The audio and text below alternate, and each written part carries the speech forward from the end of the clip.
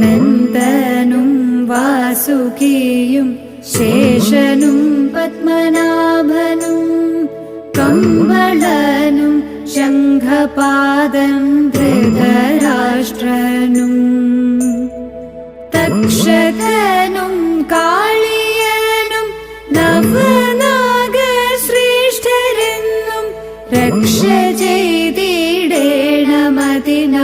കൈകൾ കൂപ്പുന്നേ. രക്ഷ ചെയ്തിടേണമതിനായി കൈകൾ കൂപ്പുന്നേ.